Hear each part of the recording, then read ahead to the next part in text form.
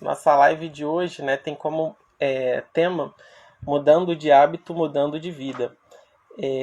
Onde é super importante, né, a gente falar sobre esse assunto.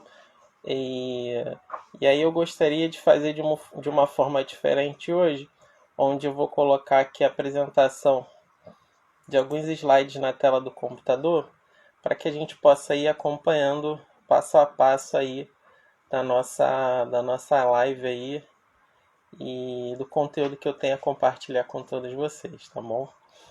Então vamos lá para o computador. Então, nosso tema de hoje é mudando hábitos, mudando a vida. Então aí tem várias imagens, né, interessantes sobre a vida, né, sobre algumas reflexões que acontecem nela. E aí eu trouxe aí essa reflexão aí da Infinita Highway, né?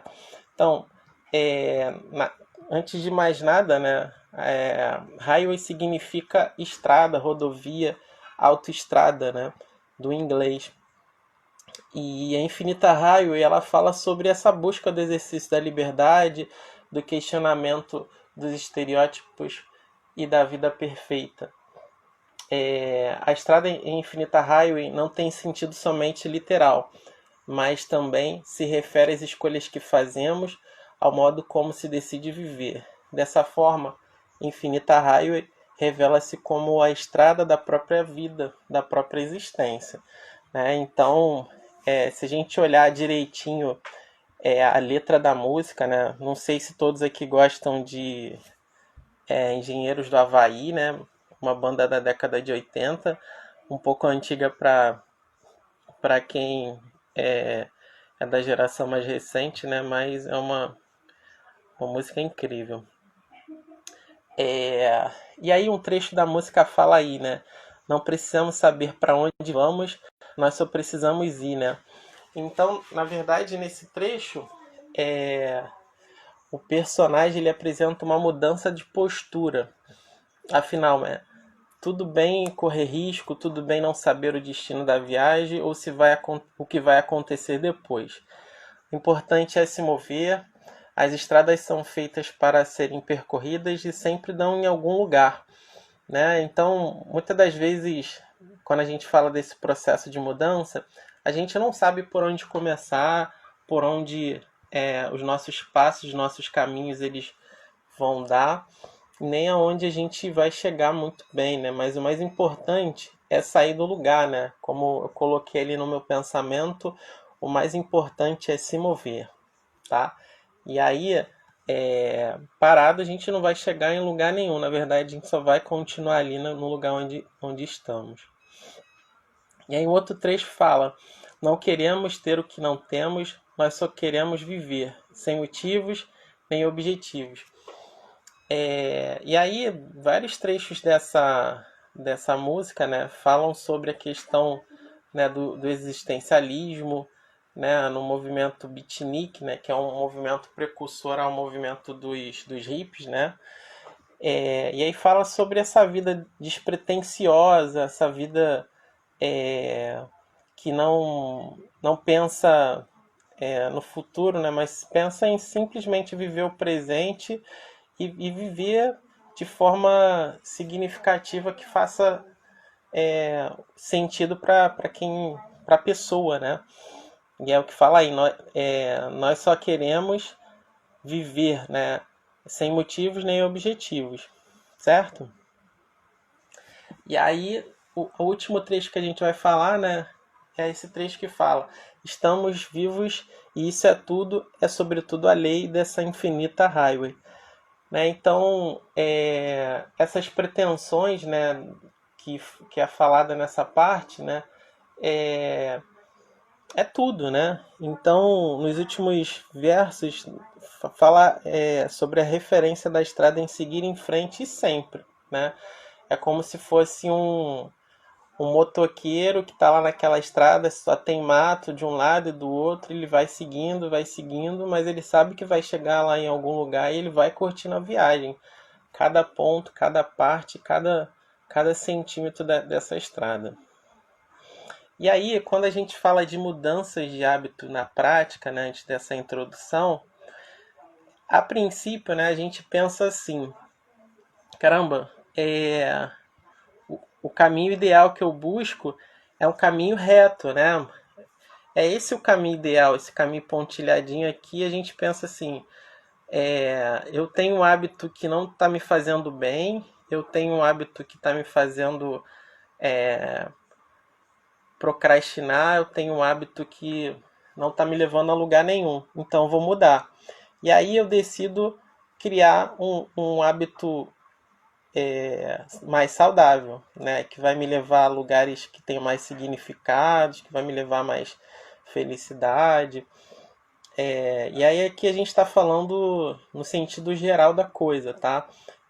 Não somente na questão da felicidade em si, mas da nossa vida de uma forma mais ampla, tá? E aí, só que na verdade não é uma linha reta, né? Às vezes quando a gente pensa assim, eu vou daqui para Salvador, vou para Florianópolis, né? No meio dessa estrada não é uma linha reta que a gente traça ali e vai chegar lá ao nosso destino, né? Essa estrada, ela tem várias curvas, ela é muito sinuosa, né? E ela vai trazendo aí vários trajetos que nem sempre são muito retinhos, né? Mas que vão levar a gente para algum lugar, né? Pelo menos a gente não está aqui, né? A gente está avançando para cá, está indo para um lado, para o outro, né? Eu na época que morava no Meier, né? O Meier é conhecido como o bairro que tem as linhas de ônibus mais loucas, né? E aí tinha umas linhas de ônibus que saíam do Meier e dava uma super volta ao mundo até chegar ao seu destino. Era uma coisa de louco, né? Tinha aquele 638, nossa, era um sofrimento até chegar na Piedade, né? Por isso que eu acho que o bairro tem esse nome de Piedade, né? Porque até chegar na Piedade você dormiu, acordou, bateu a cabeça na janela, mas não chegou. E aí, quando a gente fala do caminho provável para as nossas conquistas, é esse caminho aqui que é meio tortuoso, né? E aí nem sempre é fácil, né? A gente tem uma opção de abacaxi aí na vida para descascar, né? E a gente só pensa em comer o abacaxi bonito, gostoso, apetitoso lá, delicinha, né? Mas a facilidade nem sempre leva a gente a conquistas tão grandiosas e permanentes, né? E aí eu trouxe aqui algumas reflexões de alguns pensadores e eles falam, tem algumas afirmações sobre o tema, né? Então, mudar dói, mas vale a pena. Crescer dói, mudar também dói, mas nada será mais dolorido do que permanecer preso no lugar que não te faz feliz. Tem outro pensamento que fala, mudança, ela percebeu que ele não iria mudar, então se mudou, né? E aí tem uma última reflexão aqui que é do Leandro Carnal, que ele fala, né? Mudar é muito difícil, mas não mudar é fatal. Né? Então, mediante a todos esses pensamentos, né, e todas essas reflexões, né, o que a gente prefere para a vida? Mudar ou não mudar? Né? E aí, tudo na vida tem uma certa necessidade de acontecer e essa necessidade geram demandas, né, de mudanças para a nossa vida.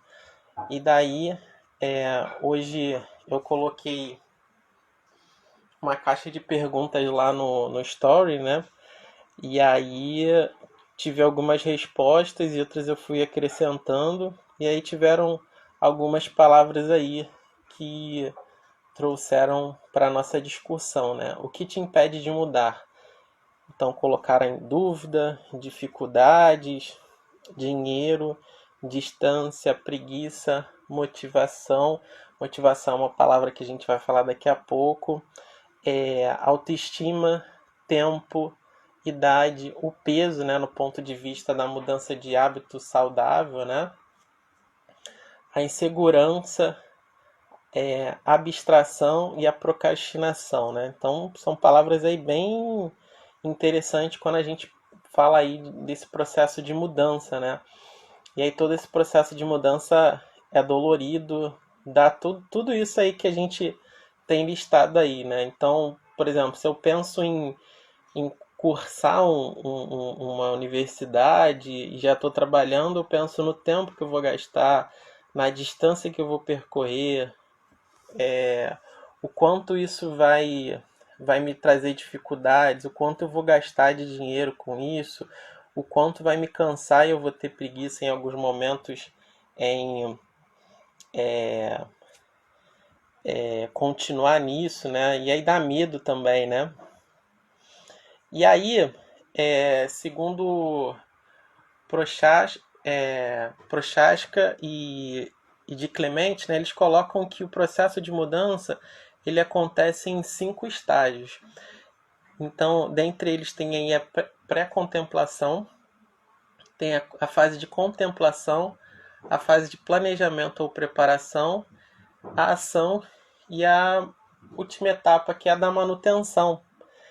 E aí, se a gente observar dentre todas essas, a fase de manutenção, se a gente pensar de uma maneira geral, se manter é difícil, né? Depois que você muda, depois que você planeja, né? Depois que você sai da estagnação, manter todas essas decisões são sempre muito complexas, né? E aí se manter é algo que na verdade faz com que a gente chegue à meta real que a gente tinha lançado e o propósito que a gente criou para isso tudo. E aí a gente vai falar dessas fases, né? A fase da pré-contemplação, ela é uma fase que o indivíduo ele ainda não vê necessidade para mudar, né? O seu comportamento, suas atitudes. Ele acha que está tudo certo, né? Tá ali na literalmente na merda, mas ele não sai ali daquele lugarzinho que ele tá e ele vive negando, vive falando que tá tudo bem, mas não sai daquela estagnação e do problema e das questões que a cercam, né? E aí ele tá sempre negando, ele evita o confronto, ele utiliza outras estratégias para sensibilizar as outras pessoas, né? Ele está sempre dando uma justificativa para tudo. Tem a fase da contemplação, que ele, na verdade, ele começa a perceber o seu problema. Mas, porém, ele ainda não está muito preocupado, ele ainda não se mobiliza para tomar alguma atitude para mudança. E aí também ele busca motivos, ele usa a justificativa para entender, para entenderem ele, né? E se defender disso tudo, né? Então ele fala, eu não perco peso porque ah, é o meu metabolismo que está desacelerado, nossa, né? E vive lá comendo coxinha, pizza. Eu não começo a fazer um curso porque está na pandemia. Nossa, a pandemia dificultou tanto a minha vida, né? Fica naquela de ó céus, ó vida, ó azar. Eu não vou buscar um emprego diferente porque não é o momento, é mó loucura fazer isso agora, né?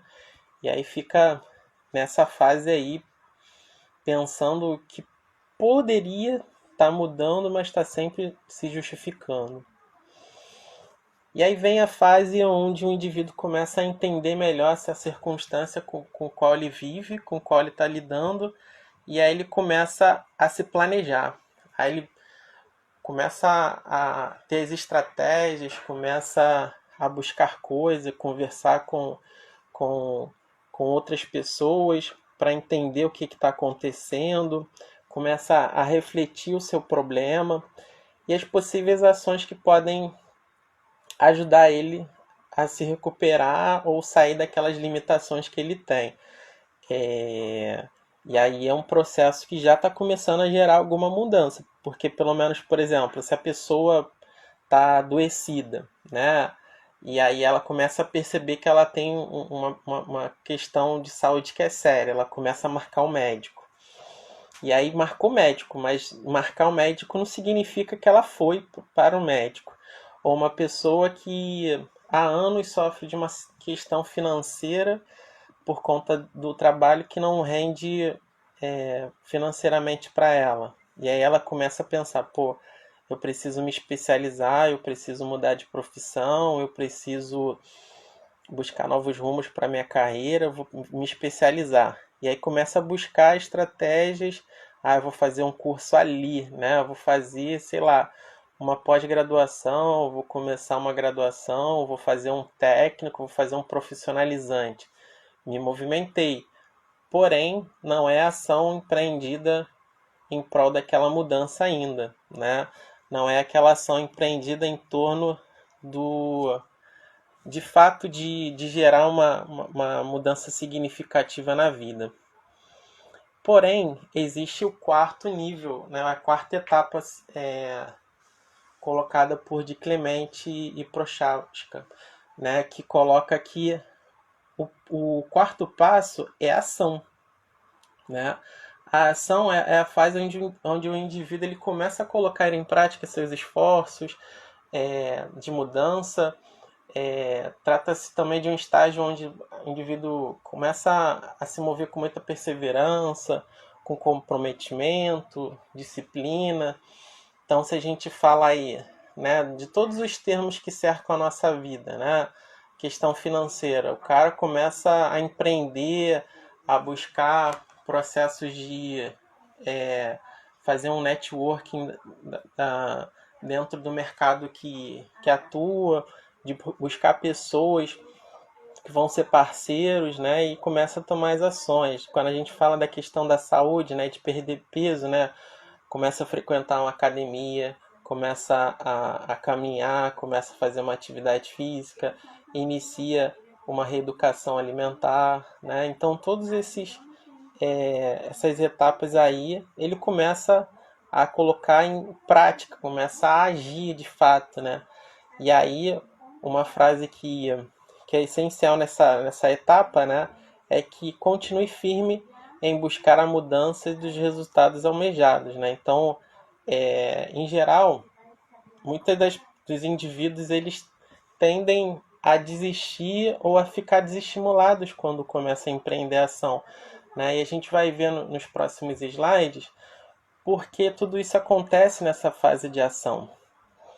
E por último, a fase que eu considero bastante desafiadora é a fase da manutenção. Por quê? Já comecei a fazer todo o processo de mudança, já planejei, já estou executando tudo, mas estou enfrentando, me deparando com as primeiras dificuldades, né? Que é, por exemplo, se eu parei de estudar há muito tempo e voltei a estudar, pô, matemática é tão difícil, matemática, eu gostava tanto de matemática aplicada no ensino médio, né? Agora eu vou ter aqui trigonometria, vou ter exponencial, vou ter que estudar biologia novamente, não entendo nada disso. Pô, comecei a estudar sobre engenharia e aí tem a matéria, a disciplina de cálculo aqui, nossa, cálculo 1, cálculo 2 e lá vai cálculo nessa vida, né? E aí você começa a se deparar lá também quando eu estou fazendo atividade física com a preguiça. Hoje está chovendo, está frio, nossa, eu não vou fazer atividade física não, coitado de mim, né? Eu não vou parar por aqui porque é tudo muito complexo. E aí essa busca, né, de ter essa manutenção desses objetivos através da manutenção e dessa perseverança, né? É que gera muitas das vezes o processo de recaída em muitas pessoas, né? E aí é um revés que a gente só com muita vontade é que a gente consegue manter, né? Mas à medida que a gente vai avançando, né, a gente consegue perceber os primeiros resultados e tá vendo que essa mudança ela está repercutindo de forma positiva na minha vida. E aí o que diz a ciência sobre isso, né? O que os estudos falam sobre tudo isso, né? Eu trouxe o pensamento de Clemente, né? E de Prochaska, e aí eles já falaram sobre essas 4 etapas, né? E aí vem estudos, outros, falando sobre todas essas todas essas etapas, né? Onde a gente começa na pré-contemplação, vai para a contemplação, planejamento, ação e manutenção. Só que existem duas forças aí medindo quem vai ganhar, né? Então, de um lado, né, são os pensamentos muito positivos que a gente tem ao longo do dia, de ter esperança, ter expectativa, pensa lá na frente que tudo vai mudar e vai ser maravilhoso, vai ser bom. Por outro lado, tem as tentações, as facilidades, né, a procrastinação, todas aquelas palavras que a gente falou lá no início, a dificuldade financeira, a preguiça. E aí tudo isso está medindo força, né? E aí dá para observar ali que nessa escala de intensidade frente a essas duas forças que se opõem, a gente tem aí a força para mudar nos estágios iniciais, elas são quase nulas, né? Tá ali no 1. Né? Mas à medida que eu vou me planejando, né, que eu vou me preparando para tomar aquelas ações, a força para mudar ela começa a aumentar, né, de intensidade. Por outro lado, as forças contrárias de tentação e de resistência começam a se enfraquecer. E à medida que eu consigo gerar uma ação na minha vida, aí as forças contrárias e de tentação, né, as forças ruins, elas começam a se enfraquecer. À medida que eu vou mantendo, né, e chego na fase de manutenção, aí a gente consegue lá gerar toda essa mudança e todo esse processo ele se torna muito prazeroso.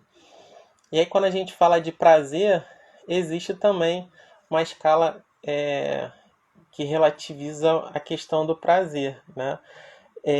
Onde eu estou ainda contemplando, já percebo que aquilo ali não está legal, mas ainda estou me justificando. Mas à medida que eu me preparo, eu crio uma satisfação e vejo que é possível que essa mudança ela seja algo muito legal e muito renovador para a minha vida, né? Então isso já gera prazer e satisfação para mim. Só o fato de ver uma perspectiva lá no futuro, né? Então a gente já vê de forma positiva quando a gente começa já a se preparar, né? E aí depende de indivíduo para indivíduo, né? O gráfico anterior se a gente olhar de um indivíduo com as perspectivas um pouco menores, e esse aqui, se a gente olhar, é um gráfico de um indivíduo um pouco mais otimista, né? E que consegue enxergar que à medida que eu vou me preparando e vou me motivando, eu vou conseguindo manter essas ações que vão mudar a minha vida, né? E aí, a gente fala dessa palavra aí que é a motivação, né? Então, a motivação é a junção de duas palavras que geram movimento, né? E tudo que é movimento na vida gera mudança, gera revolução, gera todos esses reflexos que a gente conversou até então. E aí uma atitude que gerará um resultado, pois tudo que realizamos em nossa vida tem um motivo, mesmo que inconsciente, né? Então, quando eu trouxe aquela música lá, Infinita Highway, né, inconscientemente a gente não sabe onde vai chegar, mas vai chegar em algum lugar, é isso, né? Então, a motivação ela é algo que precisa existir e precisa acontecer na nossa vida, né? Porque se a gente não tem motivação, a gente não tem uma outra palavra que é a questão do propósito, né? Então, uma vez que a gente tem um propósito em realizar, que é o porquê eu estou realizando, aí a gente consegue. Então, se eu estou fazendo uma faculdade, por que eu estou fazendo uma faculdade, né? Você tem que se perguntar. Os objetivos têm que ficar claros para você, sabe? Por que você quer começar um processo de mudança qualquer na sua vida, né? Por que você quer mudar de emprego? Porque você quer mudar a sua personalidade, né? Então você tem que se fazer essas perguntas. E aí, seja para iniciar uma nova carreira, seja um novo relacionamento, seja para comprar uma casa, um carro, seguir uma determinada doutrina religiosa, né? Tudo precisa dessa motivação. A gente tem que estar sempre focado no que a gente quer de fato, sabe? E uma vez que a gente cria esse vínculo, né, afetivo com os nossos propósitos, né, essa motivação ela surge naturalmente, né? E aí quando a gente se automotiva através dos nossos propósitos, né, então uma nova carreira fica fácil da gente alcançar, um novo relacionamento fica fácil, né, sem criar frustrações ou perspectivas, uma nova casa, um carro também não gera sofrimento, e aí eu vou sempre avançar e seguir uma mudança religiosa também, né? Sem se apegar ao conhecimento que eu tinha anteriormente, né?